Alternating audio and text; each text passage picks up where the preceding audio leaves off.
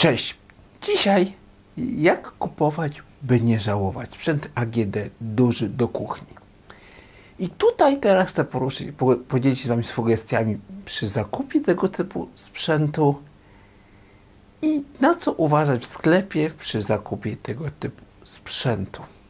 W stacjonarnych sklepach czy internetowych.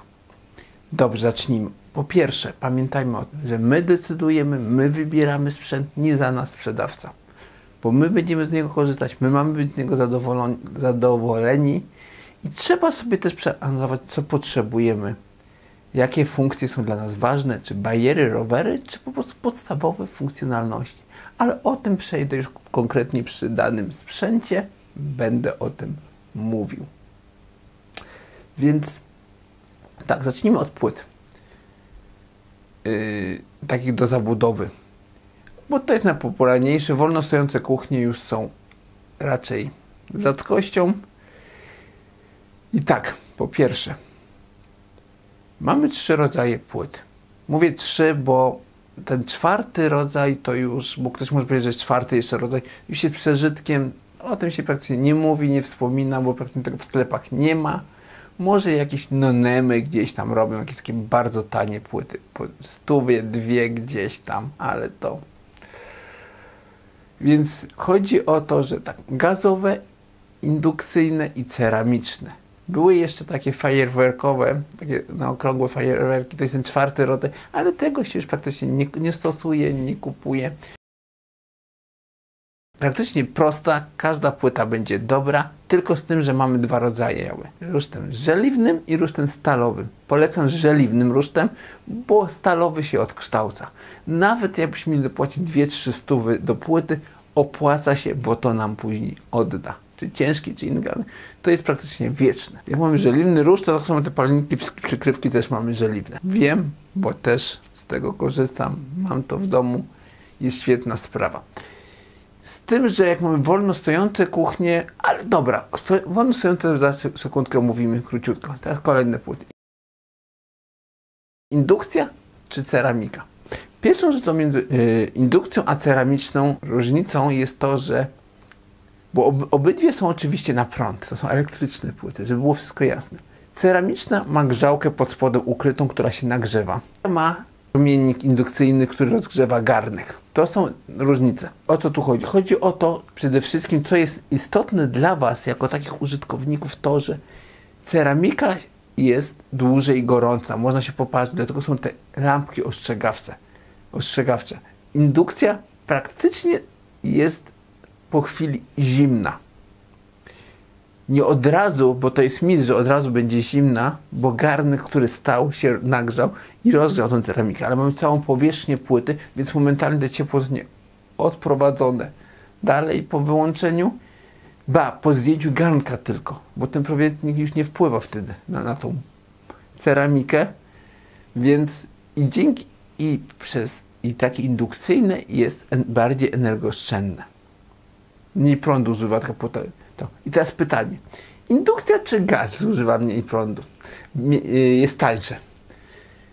Niektórzy mówią, że tańsza indukcja, ale to zależy od cen prądu, gazu, takie sprawy. Więc umówmy się, że na pewno tak samo, na równym poziomie. Jedna jest tanie, drugie jest tanie. W ten sposób będzie to bezpieczniej. Na przyszłość ten materiał będzie lepiej wyglądał. Dobrze. Mogą być z bajerami. Czy robimy sobie drugi remont kuchni, czy robimy pierwsze jakby urządzenie w danym mieszkaniu, domu, gdzie będziemy dopiero się docierać, patrzeć rzeczywiście, co nam jest potrzebne. Z czasem będziemy robić po 5-10 latach remont, będziemy mieli jakieś oszczędności, wtedy możemy sobie zaszaleć. Bo już takie te sprzęty też dłużej starczą, dłużej wytrzymają. Jakieś tam już inaczej się zawodowo ustawimy, wypada mieć coś lepszego. Niestety jak ludzie nas widzą, tak nas piszą, niestety czasami wypada po prostu tego. I nawet dla satysfakcji, że mogę sobie na to pozwolić. Najważniejsze funkcje to jest góra, dół, obydwie przełączyć na 2 grzałki, termoobieg i włączenie samego światła. To są takie podstawowe temperatury, wiadomo. Do 250 dobrze by miał ten piekarnik. i tam regulacje co ileś, to każdy musi dobrać. I termosonda, ale to już przeważnie jest. Ruszt może być jeszcze, to są takie podstawowe max, które funkcje nam wystarczą. Są oczywiście komputerki, gdzie mamy 50 000 programów do gotowania różnych rzeczy. Tylko pytanie, czy z tego będziemy korzystać. Można się na to sobie pozwolić, jak nam na to pozwala budżet. Więc, żeby to mieć, przetestować, zobaczyć sobie, że może się z Wi-Fi łączyć, inne sprawy, ale to już wam zostawiam to. Możecie mieć, a tego nie musicie, bo bez tego się będziecie lepiej kupić fajny, porządny, normalny piekarnik. Te inne bariery są fajne, gotowanie na parze jest ok, w porządku. Nie neguję tego, te wszystkie bariery nie neguję, ale to są dodatkowe rzeczy. Tak jak mamy samochód, kupujemy normalny i doposażamy sobie w różne gadżety, bariery, tak samo piekarni, my to traktował w ten sposób. I co jest ważne, 60 piekarni, nie kupujmy 50. 60, tym bardziej, że do zabudowy to jest mała różnica w zabudowie, a w przyszłości kupimy jakiekolwiek foremki, inne rzeczy, nie będziemy mieć problemu, żeby wstawić, że ona będzie za duża, za mała, czy jakaś, bo są standaryzowane, kupimy tylko duże, do 60, to wmieści się, czy tak, one wejdą te. Czy jakąś inną wielką brytwankę żaroodporną, czy nie. To po prostu w ten sposób nam to odwdzięczy się w przyszłości w normalnym, bez problemu korzystaniu, a nie będziemy mierzyć z miarką, chodzić, czy nam wejdzie ta brytwanka, czy coś takiego. O gazowych nie wspominam piekarnikach, bo to już tego nie ma praktycznie i nie będzie kuchni z piekarnikiem i tych, bo nawet już ogólnie Unia Europejska, świat tego wycofał dla bezpieczeństwa. Tego po prostu już nie ma, bo to jest niepraktyczne. Były duże odsetek wypadków, różnych pożarów z tego tytułu. I nie oszukujmy, to nie były wydajne. Piekarnik elektryczny i taki w utrzymaniu był taki sam. Piekarnik nam się szybciej nagrzeje elektryczne, upiecze krócej, to fajnie temperaturę utrzyma, upiecze i zaraz się wystygnie. Gazu musi więcej spalić i nierównomiernie to piekło i w ogóle to był przeżytek. Tak samo właśnie to, co mówiłem, w piekarnikach przy płytach, to samo się tyczy kuchni wolno stojącej, czy z indukcją, czy to wolno stojącej. Tylko 60 bierzcie. Bo wtedy macie garnki normalnie ustawić na płycie, piekarnik macie, to wszystko, tak są płyty. I też warto wziąć rusztem żeliwnym. To są rarytasy. Jest kilka. Amica, DeLonghi ma jakieś kuchnie. To warto poszukać kuchni właśnie z rusztem żeliwnym. Czy to będzie nawet Beko, wziąć z rusztem żeliwnym, bo to jest piękna sprawa, jak bierzemy gazową. Kuchnię indukcyjną czy ceramiczną, to już jest to samo, co mówiłem wcześniej. Podobnie oddzielnie, to w jednej zabudowie. Więc tutaj nie ma co się nad tym rozwodzić. I tutaj jest troszeczkę rzeczy do obgadania. Bo przychodzicie do sklepu i patrzycie. Jest zmywarka za 1000 zł Boscha, 1200 załóżmy, tam 1500, która 15 litrów wody zużywa, ale obok stoi zmywarka, która kosztuje 2200, ale zużywa tylko 12 litrów wody. I wow, może wezmę tą. Bo ona ma jeszcze A+++, a ta ma A. Te A+ kategorię. Wow, to lepiej tą wziąć. Zepsuł guzik prawda. A chciałem inaczej powiedzieć, ale YouTube tutaj by tego nie polubił. Powiem wam z prostej przyczyny. Dlaczego? Bo to są, załóżmy, zmywarki Boscha, które ma, załóżmy, 60, 45, takie same. Te same funkcje, programy mają, załóżmy, tylko różnią się z użyciem wody. Bo w Bosch przeważnie tak jest. I już mówię, zmywarka na sucho nie wymyje. A 3 litry różnicy wody i te A++, kiedyś się pokusiliśmy na sklepie, jak pracowałem, policzyć to. I nam wyszło, jakbyśmy codziennie włączali zmywarkę 60, to wyszła różnica około 3-4 zł przy obecnych cenach prądu. Więc to była mała różnica, a którą byś nie odpracował nawet tego a gdzie zaoszczędził, nie różnic ani tą, a tą modelem zmywarki. Naprawdę. Więc trzeba też troszeczkę myśleć, nie reagować na takiego typu rzeczy. Ja ogólnie i tak, dla kogo 60, dla kogo 45?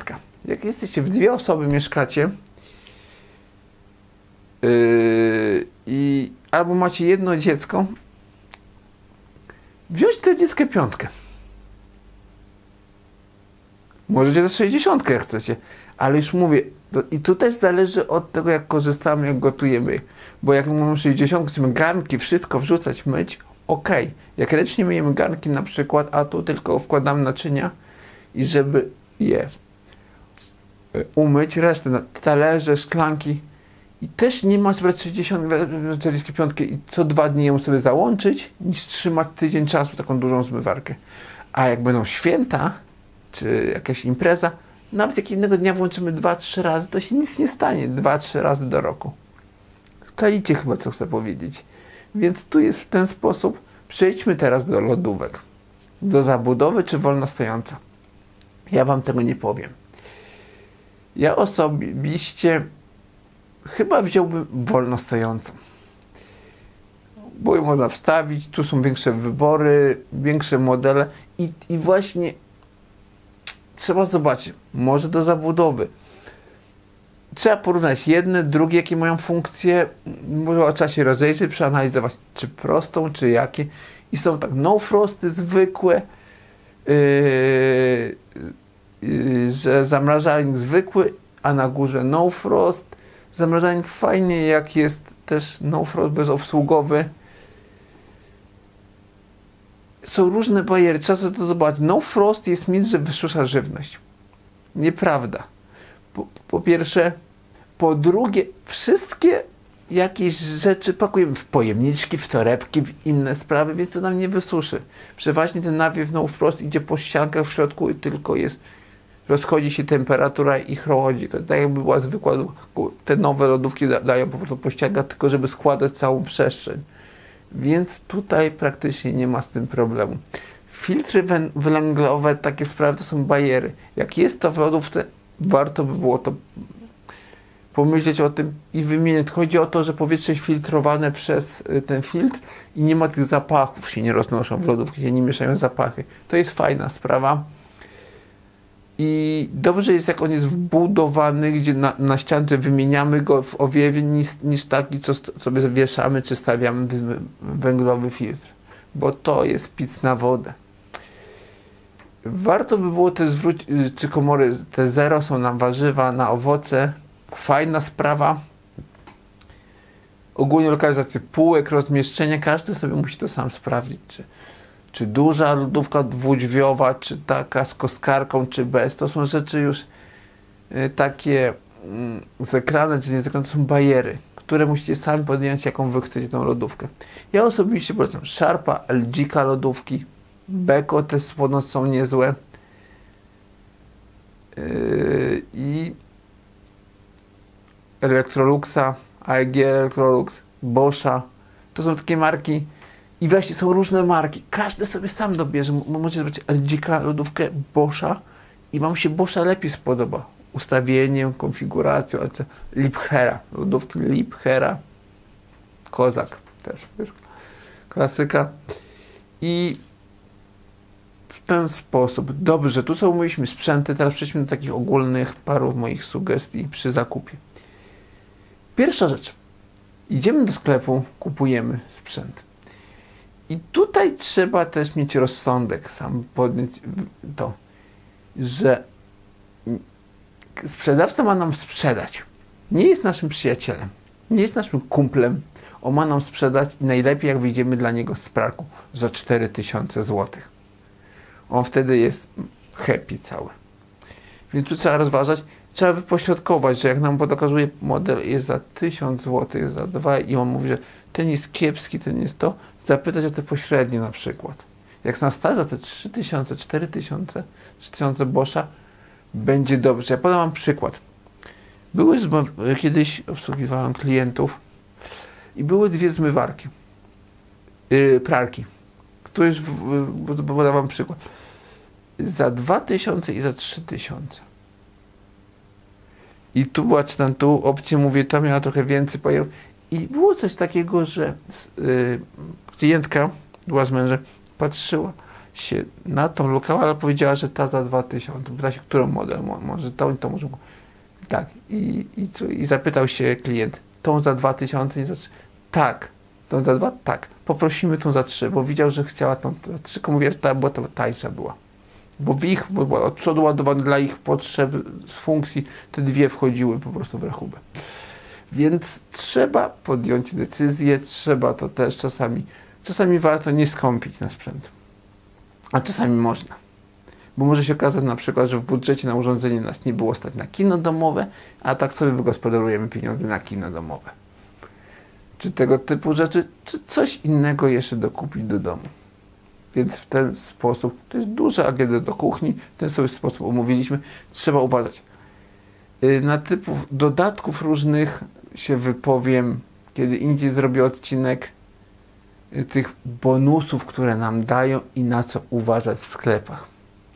Czy na pewno warto uważać, czy warto wziąć, czy nie brać niektórych dodatków.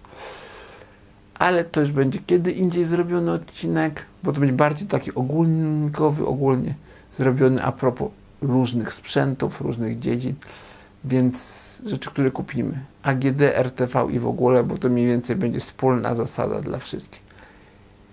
I mam na koniec taki apel. Są sklepy stacjonarne, są sklepy internetowe. Część firm ma sklep internetowy, część i stacjonarny. Są różne kombinacje i jak chcemy zrobić zakup w sklepie internetowym, zadzwońmy na infolinię, wypytajmy, zadajmy pytania. Tam są ludzie od tego, tam im za to płacą. Oni mają pensję tutaj, nie mają prewizji od sprzedaży, etc., etc. Nie idźmy do sklepu stacjonarnego, bo to nie ma nic gorszego, jak pójść do sklepu stacjonarnego, zająć pół godziny lub 40 minut, jak chodzi o sprzęty AGD i powiedzieć na koniec sprzedawcy, że dziękuję, zamówię sobie przez internet. To tak jakbyś za przeproszenie strzelił mu w łeb kulkę popakową. Sorry, ale chciałem po prostu, żebyście to zrozumieli. Więc trochę tak, tu trochę tego. Zresztą, bo w tym czasie on mógł pomóc 3-4 klientom innym, którzy chcieli konkretnie coś kupić stacjonarnie w sklepie. Każdy z nas pracuje, każdy chce zarobić, żyć godnie. Więc nie przeszkadzajmy sobie. Tak. Bo później ten człowiek może przyjść tam, gdzie ty pracujesz i też korzystać z swoich usług, etc., etc. Taki mój mały apel. A nie ma nic gorszego jeszcze kupować u konkurencji. Ale to jest inna sprawa, w ogóle, żeby przez internet coś zamawiać. Można na infolinię zadzwonić w internecie, poczytać na forach, popatrzeć sobie. Każdy z nas jest inteligentny człowiekiem. Każdy w ten sposób może sobie to i czasami to jest fajniejsze, jak sobie sami poczytamy, poglądamy opinie innych, możemy sobie na spokojnie usiąść, nie kupujemy w emocjach. Bo też nie ma nic gorszego jak kupować na emocji. Albo tylko dlatego, że coś nam się podoba. Jak nam się podoba, jest dobra płyta, to wizualnie to też jest ważne, jak będziemy z tego korzystać. To w ten sposób. Dobra, na razie, cześć, pa.